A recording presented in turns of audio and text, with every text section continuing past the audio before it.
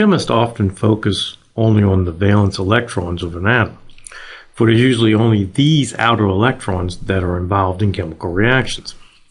For this chapter, we'll examine the tiny speck of matter called the nucleus. The volume of an entire atom is about 10,000 times that of the nucleus, yet it is the nucleus that holds the power that became the symbol of much of the 20th century.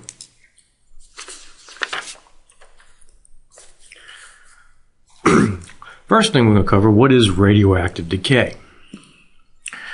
Radioactive decay is the process in which a nucleus spontaneously disintegrates, giving off radiation.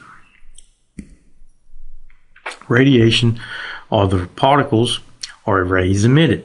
Radiation comes from the nucleus as a result of an alteration in nuclear composition or structure. This occurs in a nucleus that is unstable and hence radioactive. So in other words, we're talking about a nucleus that is unstable, hence gives off radioactive or radiation.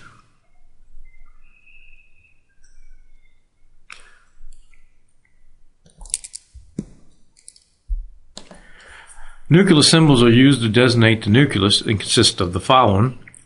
You have the elemental name, okay, symbol, which is the E. Okay, typically that's one capital letter or a capital letter with a small letter next to it. All the symbols have one or two letters. Then you have the A, which is the superscript. That is your mass number. That is the number of protons plus the number of neutrons. And then you have a subscript Z, which is your atomic number, which is your number of protons. So, looking at the nuclear symbol, we know the number of protons from the atomic number Z. That gives us our number of protons. Our mass number A gives us the number of protons plus the number of neutrons. So if we subtract A from Z, we get our number of neutrons. I should say subtract Z from A to give us our number of neutrons. If it's a neutral species, there'd be no charge on the element, which means the number of protons equals the number of electrons. If there's a charge, if we have a positive charge, that means we got more protons than electrons. If we have a negative charge, that means we have more electrons than protons.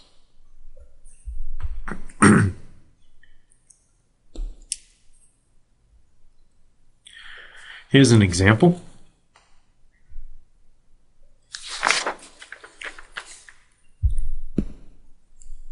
The large capital B there, B is telling us the element, which in this case is boron. Okay, that's our atomic symbol. The subscript 5, that is our atomic number, which is telling us the number of protons.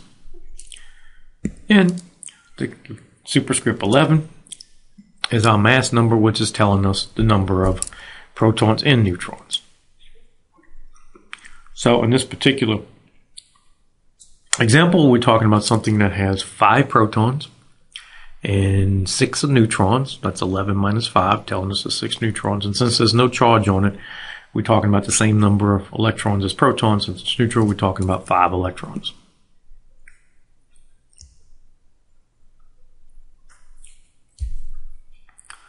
This symbol is the same as if we refer to this as boron 11. Okay, so boron 11 and also writing this as in this format is the same. And what it defines is an isotope of boron. There's 2 isotopes of boron. Okay, there's boron 11 and boron 10. Now you might notice that the atomic mass of boron is 10.81. That average mass comes from the 2 different isotopes. 80% of boron is boron 11 and 20% is boron 10, which when you take those masses together and get a weighted average, you come up with 10.81. In nuclear chemistry, this is often called a nuclide. Okay, so this symbol, this 11.5b, in this case boron, is referred to as a nuclide.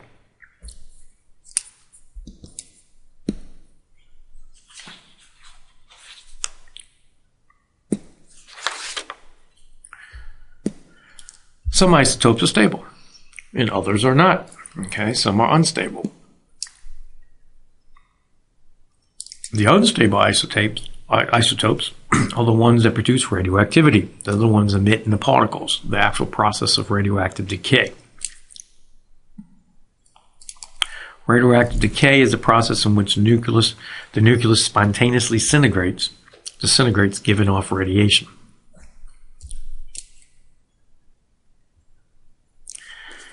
Radioactive activity was discovered back in 1896.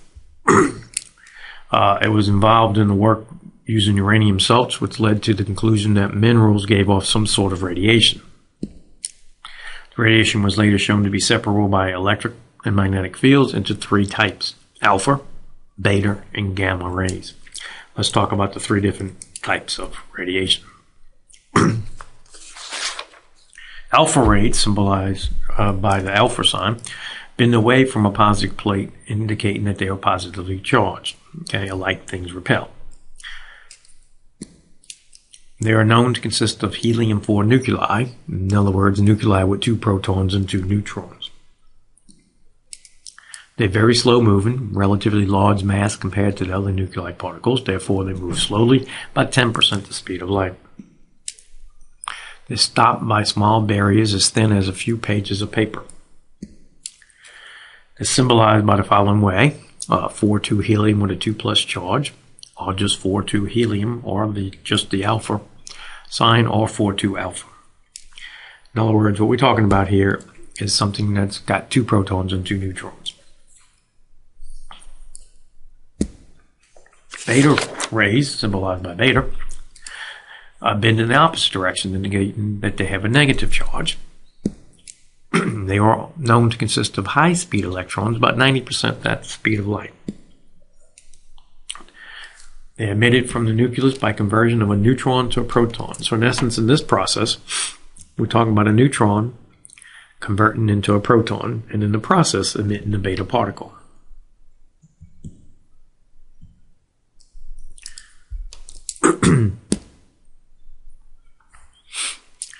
Higher speed particles. These are higher speed particles, therefore they're more penetrating than the alpha particles. Therefore, they're stopped by only more dense materials such as wood, metal, and several layers of clothing. The symbol is basically equivalent to that of an electron. We symbolize it with a 0, -1 e, or 0, -1 beta, or just beta. Basically, what we're looking at is a pure electron.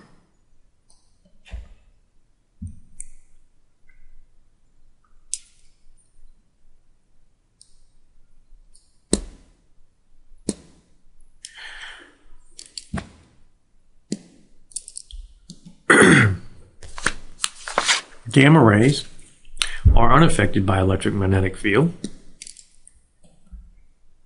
They've been shown to be a form of electromagnetic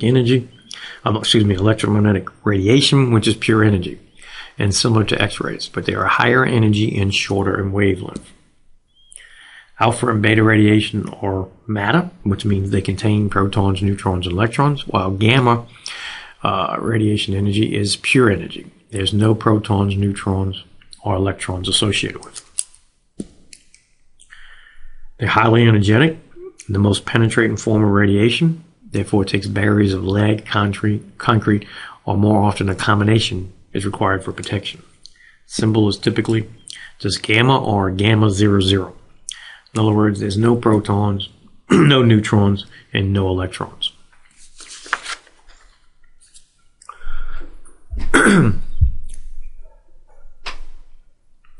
Next thing we're going to cover is a nuclear equation. This is a symbolic representation of a nuclear reaction using nuclide symbols. So you have to be able to write nuclide symbols in your reaction. For example, this is uranium-238. Basically, we have our 238 mass number, which is our number of protons and neutrons. We have 92 as our atomic number, which is the number of protons. It's neutral, therefore we have 92 electrons as well. And the difference between that 238 and 92 tells us that we have 146 neutrons. What we tend to do in writing down nuclear equations is we follow on those protons and neutrons. Okay, we don't typically follow electrons, but we do follow the number of protons and neutrons in those nuclide symbols.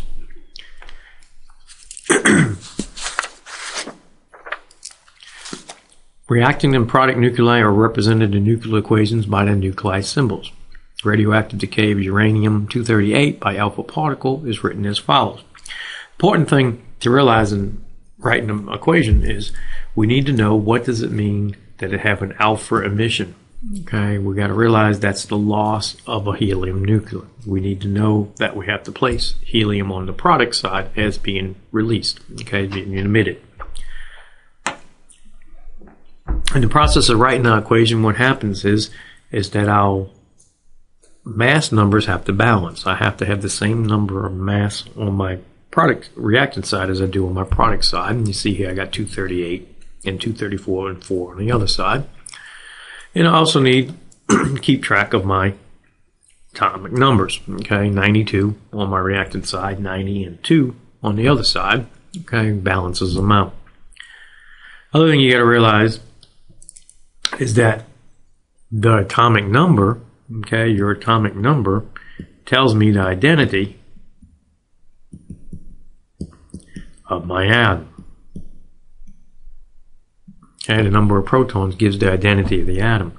So as we balance into this, and I figure out I have 90 as my product here, that 90 gives me my element in question. In this particular example, what has happened is we've lost 2 protons and 2 neutrons in the form of an alpha particle. Lost 2 neutrons and 2 protons in the form of an alpha particle.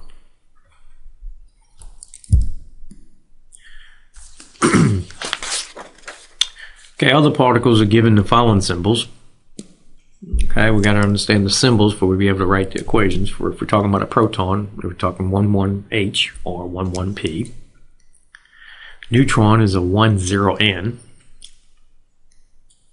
Electron is a 0, -1 beta or -1 E. Positron is a 0, +1 beta or 0, +1 E. Gamma photon is a 0, 0 gamma or just gamma.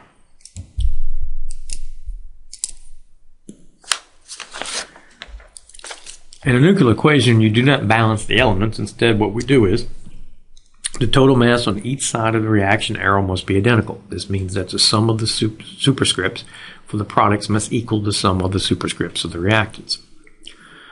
The sum of atomic numbers on each side of the reaction arrow must also be identical. This means that the sum of the subscripts for the products must equal the sum of the subscripts for the reactants. So in essence, when we balance in a nuclear equation, is we have to worry about the subscripts balancing, and we got to worry about the superscripts. The superscripts and the subscripts balancing in both cases. With the subscripts telling me my element. Okay, and that's going to tell me my symbol for my atom that we're in question. Okay.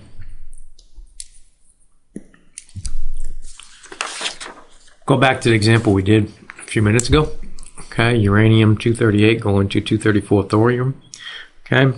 You can see we need to balance the masses. If I pull those numbers out, you can see 238 equals 234 plus 4. Okay, so all it is a little arithmetic. If I'm trying to find out what that species is on my product side, I can subtract 4 from my 238 and get to 234.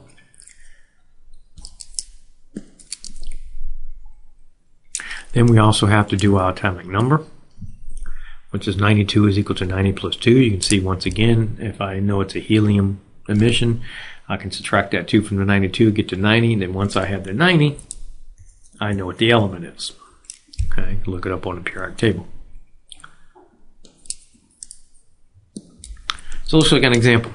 I got plutonium-239 emits an alpha particle when it decays. Write the balanced nuclear equation. Okay. First off, we got to know what the symbol is for plutonium. Okay, and that is Pu. Okay. 239 tells me my mass. Okay, my mass number, which is my superscript. And then I can look on the periodic table to do my atomic number, which we'll find to be 94. Okay, so you got to be able to write that nuclide symbol of plutonium from the information given. Other thing important is emits an alpha particle. That has to tell you that means on the product side I have to be emitting a helium particle. Okay, I need that knowledge to be able to balance my equation. So what we're looking at here is 239.94 plutonium equal to some atom plus 4,2 helium, okay, where it says my alpha particle being emitted. So now I got to balance my mass. Mass A is 239 is equal to 4 plus A. Bring my 4 on the other side, subtracting both sides. That means my mass is 235. Then I have to do my atomic number, which is 94 is equal to 2 plus Z. Subtract 2 from both sides, it gives me 92. So now I know what the atomic number is, Z. So look on the periodic table. What is the atomic number? 92, what element? We're talking about uranium. So now I can go ahead and write my balance equation, which means 235, 92 uranium. You can see my masses are balanced as well as my atomic numbers.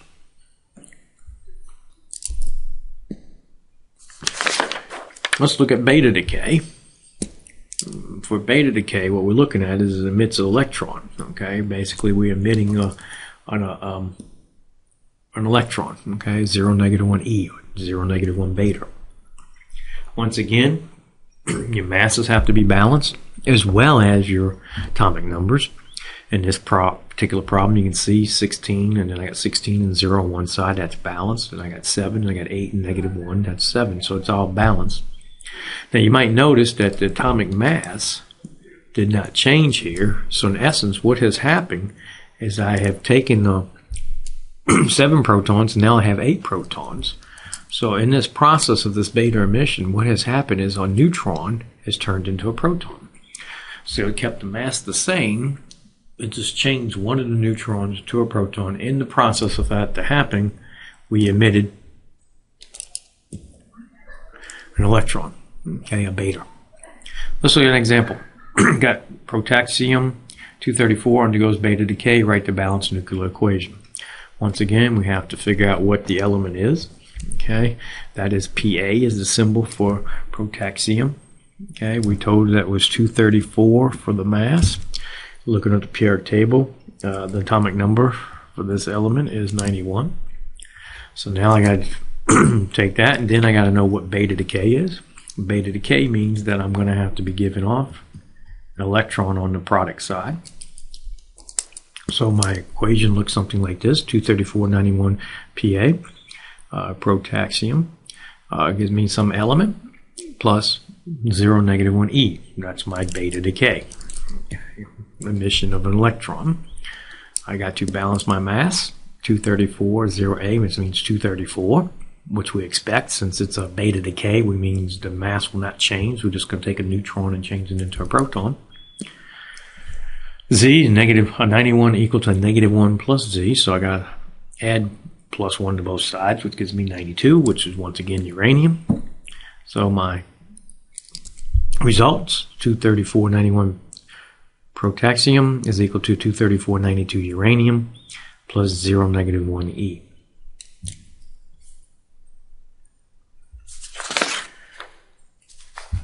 Technetium-99 is a long-lived radioactive isotope. Each nucleus decays by emitting one beta particle, so it's by beta emissions. What is the product? So we can do the same calculation we just did a minute ago. You have technetium-9943. Okay, atomic number of technetium is 43, forming some element plus a 0, -1 beta, or another way of saying it, E. Okay, for your electron, either way is fine. So first thing I want to do is figure out my mass number. It's 99 equals to 0 plus A, which gives me A is 99 minus 0, which is 99, which is expected since it's a beta emission that the mass number will not change. Then we have to do the atomic number, which is 43 equals to -1 plus Z, which is Z is equal to 43 plus 1, which is 44, increasing by 1, which is expected. So then I have to figure out what element that is. Okay, that element is the same as ruthenium. Okay, so then my final product then is 9944 Ru.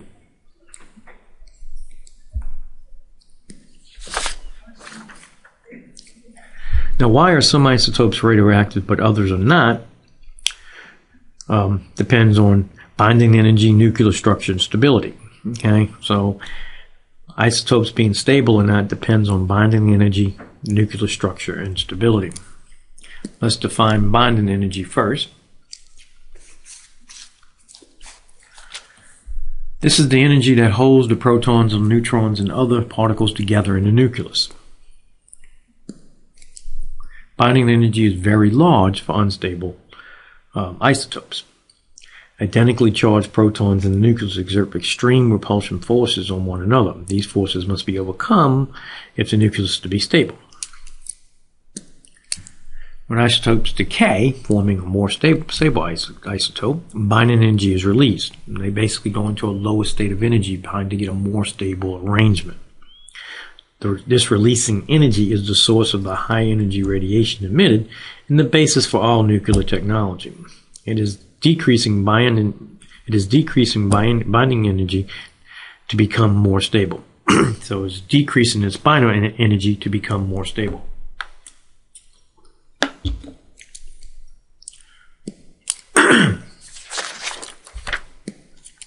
Some important factors for stable isotopes. Okay, nuclear stability correlates with several things. First, it correlates with the ratio of neutrons to protons in the isotope. Okay, the ratio of neutrons to protons can dictate if it's going to be a stable arrangement or not. Nuclei with large number of protons, meaning 84 or more, tend to be unstable. Naturally occurring isotopes containing what we refer to as the magic numbers of 2, 8, 20, 50, 82, and 126 also help determine stability. These numbers of protons and neutrons are stable. These numbers referred to as the magic numbers are the numbers of nuclear particles in the completed shell of protons or neutrons. Even numbers of protons or neutrons are generally more stable than those with odd numbers, so things of even are stable, things of odd are not stable. All isotopes, with the exception of your proton, with more protons than neutrons are unstable. So all isotopes that have more protons than neutrons are unstable with the exception of your pure proton. The unstable isotopes are the ones that undergo this radioactivity. Several factors appear to contribute to the stability of a nucleus. When you plot each stable nuclei on a graph of neutrons versus protons, these stable nuclei fall in a certain region or band.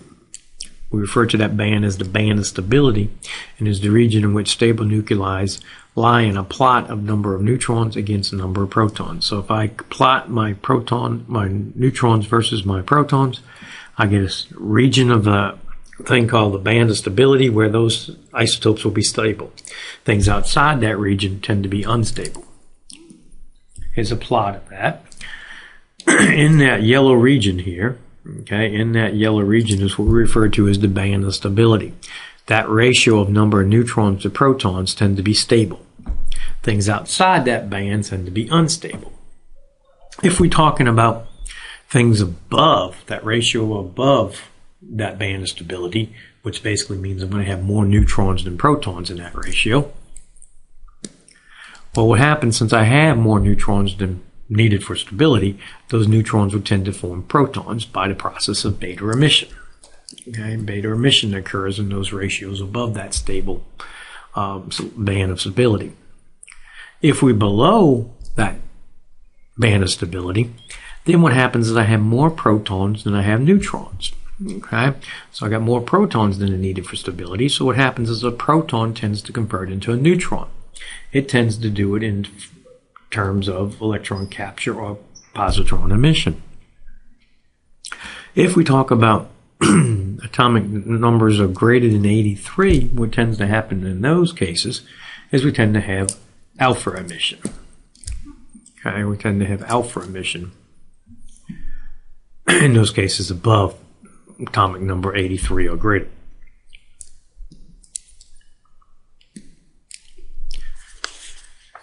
Alright, so nuclei outside the band of stability are generally radioactive. So those outside that yellow band that we talked about on that graph tend to be radioactive. Nuclei to the left of that band have more neutrons than are needed for a stable nucleus. These nuclei tend to decay by beta emission because it reduces the neutron to proton ratio. Okay, so those to the left tend to do it by beta emission.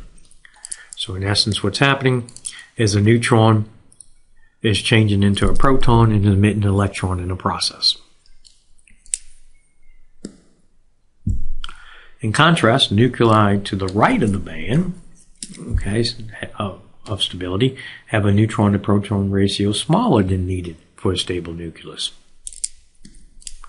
These nuclei tend to decay by positron emission or electron capture because it increases the neutron to proton ratio.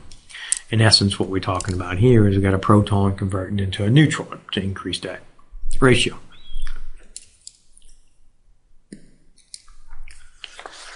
In the very heavy elements, especially those of atomic numbers greater than 83, radioactive decay is often by alpha emission. So in other words, in this case, what's happened is we're losing 2 protons and 2 neutrons and emitting an alpha particle. Here's some types of radioactive decay that you have to be familiar with if you want to write a balanced equation. First off, if we talk about alpha emission, you got to know that this 4,2 helium is being emitted. Okay, so it's on the product side. If you're talking about beta emission, you got to realize that I'm going from a neutron to a proton. Okay, so basically I'm taking a neutron and changing it to a proton, and in the process, I'm emitting a beta particle, a 0, -1 electron. If I'm talking about positron emission, I'm going from a proton to a neutron. In the process, I'm emitting a positron, a 0, +1 E. And I'm talking about electron capture, I'm going from a proton to a neutron. And to do that process, I'm capturing an electron at 0, -1. So it's on the reactant side, while the other ones have been on the product side. Gamma emission is just pure energy coming out. You need to be familiar with these processes. Okay, you got to be familiar with these processes if you want to be able to write a balanced equation. So let's look at these processes. I'll give an example for each one. There's 6 common types of radioactive decay that you're going to have to be familiar with. Let's talk about alpha emission. Basically, we're talking about alpha. That's the emission of a 4,2 helium nucleus. Okay, here's an example. I got radium, 22688 radium. Which will form radon, 22286, plus an alpha particle, 4,2 helium. Notice the mass numbers are balanced, as well as my atomic numbers. In this process, in this particular example, what's happening is there's a loss of 2 protons and 2 neutrons in the form of a helium, which is a form of an alpha particle. So the total mass went down by 4, 226 to 222, because of the loss of the 2 protons and the 2 neutrons. Beta emission is emission of a high-speed electron from an unstable nucleus. In this process, what is happening? For your beta emission, basically you have a neutron forming into a proton and emitting a beta particle in the process. Okay, so in reaction, example, I got carbon 14,6, gives me 14,7 nitrogen. Now notice that the mass did not change. What has happened is I went from 6 protons to 7 protons. So in essence, a neutron has changed into a proton. And in the process, we have emitted a beta particle. So a neutron has changed into a proton when we're talking about beta emission. Positron emission, emission of a positron from an unstable nucleus. In this case, what we're talking about for positron is a proton is going to convert into a neutron and in the process emit a positron. Technetium-95, 43, will change into 9542 molybdenum. Okay, notice that the mass did not change. In this process, my proton has now went down by 1 because what has happened is a proton has converted into a neutron. And in the process, released a positron. Electron capture, the decay of an unstable nucleus by capturing or picking up an electron from an inner orbital of the atom. In effect, the proton is changed to a neutron in this case. So electron capture, you get a proton changing into a neutron. In the process, it's a capturing an electron. Example, I got potassium 19. Basically, it takes on an electron and changes to argon 18. You can see the mass did not change, but I went from 19 protons to 18 protons. So basically a proton has converted into a neutron. Gamma emission. Emission from an excited nucleus of a gamma photon corresponding to a radiation with a wavelength of about 10 to the minus 12 meters. In many cases, radioactive decay produces a product nuclide in a metastable excited state. The excited state is unstable and emits a gamma photon and goes to a lower energy state, basically more stable. Okay, the atomic mass and number do not change. Basically, it's got electrons and energy shells that are basically at a higher energy state, so basically it rearranges electrons into a different state that a lower energy, more stable arrangement.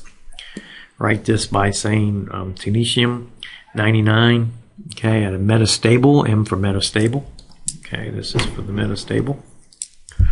Technetium, and notice it converts to technetium 9943, same atomic mass, same atomic number. And then we have a gamma particle, high energy particle that's being released.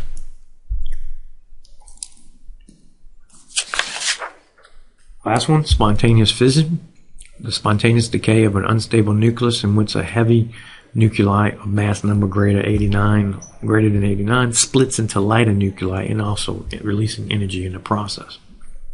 Example, uranium-236 breaks up into yttrium and iodine and also produces 4 neutrons.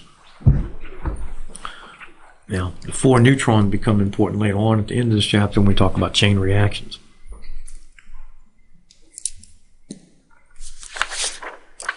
Alright, one of the important things in this chapter we got to do is balancing equations, which we just talked about. And the other important thing is calculation of how much sample is remaining after it decays a certain period of time. So let's talk about that. The rate of radioactive decay, that is the number of disintegrations per unit time, is proportional to the number of radioactive nuclei in the sample. We can express this mathematically as rate is equal to K NT, where NT is the number of radioactive nuclei at some time t, and K is the radioactive decay constant. You may recall we talked about rate equations back in our kinetics chapter. Okay, and this radioactive decay is based on rate equations. It is based on the first law of the first integrated rate equation. This is first order kinetics. Okay, this radioactive decay is based on first order kinetics.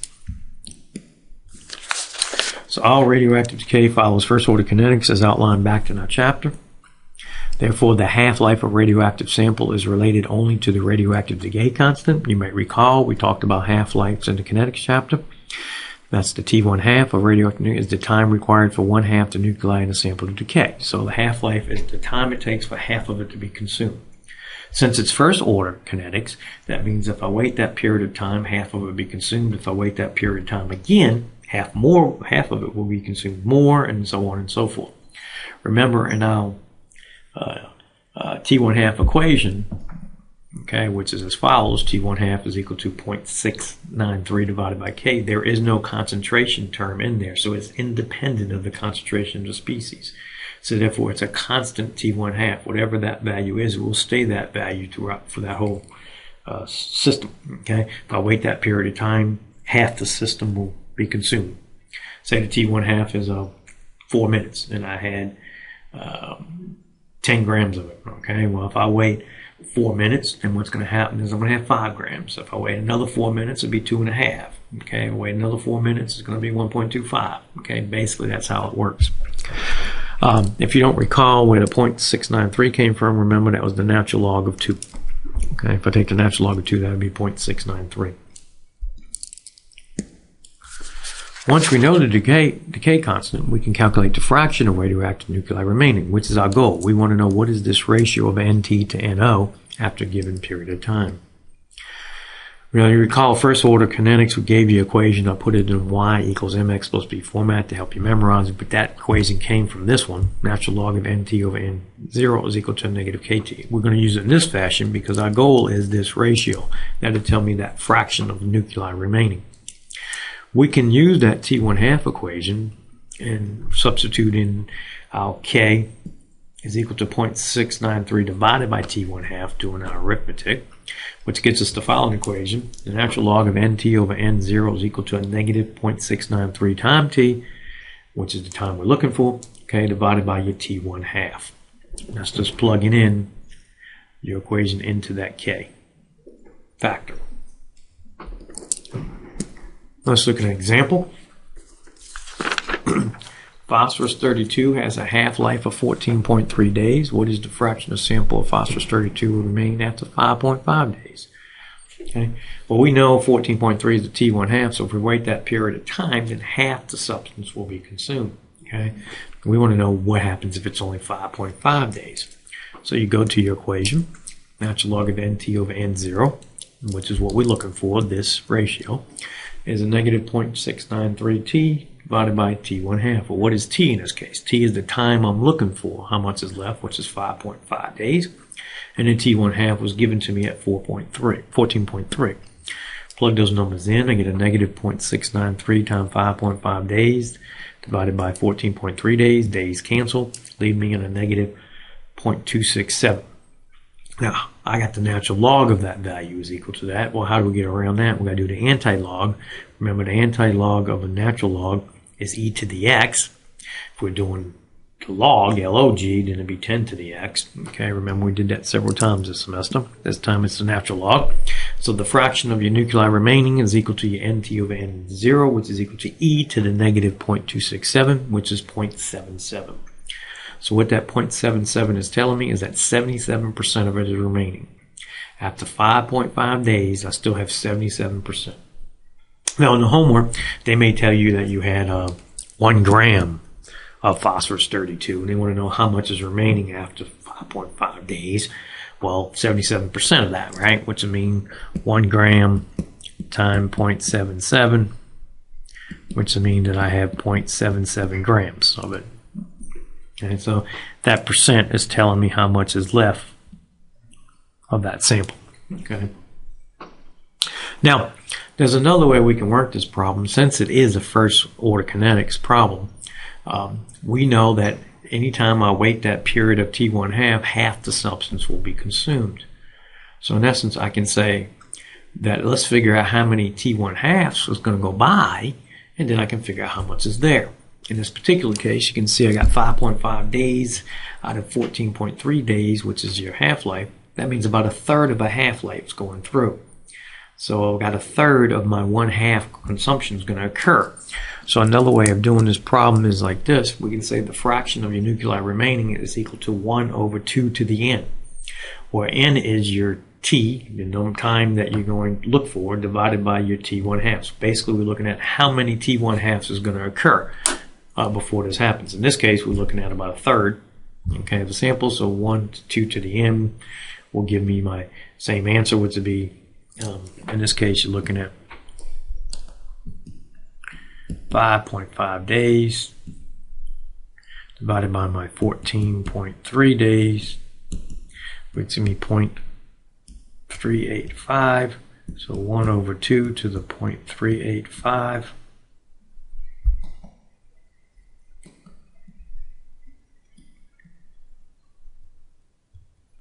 Which you give me 0.77 again. Homework 51 asks you questions that deal with balancing equations and questions dealing with this radioactive decay.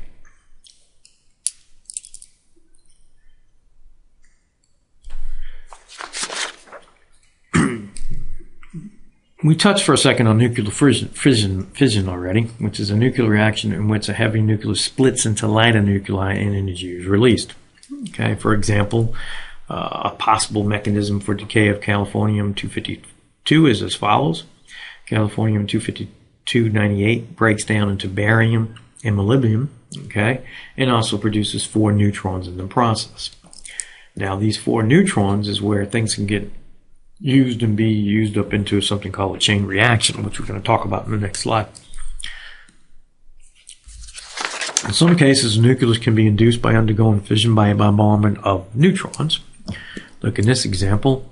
I have 1 neutron that I bombard uranium-235 with. What happens is it forms 236. Then that breaks down to krypton and barium and 3 neutrons, and then it gives me some energy associated with that process. That energy can be used. Okay, it's happening in nuclear reactors, etc. The thing to realize is I took 1 neutron and bombarded it with uranium-235. What happens if I have more uranium-235 around? Do I need to add another neutron to make that happen? The answer is no. Why? I have neutrons that are available from the reaction that then can bombard uranium-235 hanging around. So when uranium-235 goes fission, more neutrons are released, creating the possibility of what we refer to as a chain reaction. Chain reaction is a self-sustaining series of nuclear fissions caused by the absorption of neutrons released from previous nuclear fissions. The reaction sustains itself. We must watch and control the process and prevent overheating by absorbing these free neutrons as needed. Otherwise, the reaction goes too fast. So they usually have control rods to absorb the neutrons and slow down that chain reaction. This is when the reaction gets away from it. We have meltdowns, etc. Basically, it's going too fast. They can't slow it down. Here's an example. We got 1 neutron colliding with a uranium-235, which then produces 3 more neutrons, and then each one of those neutrons can now bombard a 235. And then what you get is 3 more, okay, and so on and so forth. So basically you get this whole chain reaction that's going on. You can see how this could go very fast, very quick. So you have to monitor these situations to make sure that it's not going too fast. Chain reaction, the reaction sustains itself by producing more neutrons, allowing a series of nuclear fissions to occur by absorbing these neutrons and that are released from the previous nuclear fission. Now, contrary to nuclear fission is nuclear fusion, which is a nuclear reaction in which light nuclei combine to give a stable, heavy nucleus plus possibility of several neutrons and energy being released. Such fission reactions have been observed in laboratory using particle accelerators. Sustainable fusion reactions require a temperature of about 100 million degrees C. When we say something is fused, or fusion, that's a joining together, the combination of 2 small nuclei to form a larger one. When we do fusion, basically there's a large amount of energy being released. The best example is the sun. It's a continuous fusion process. Although fusion is capable of producing tremendous amount of energy, there's no successful plants that exist yet. The simplest example of fusion would be taking deuterium and tritium to form helium. It gives off a neutron as well as energy. But there's no successful plants that exist at this time.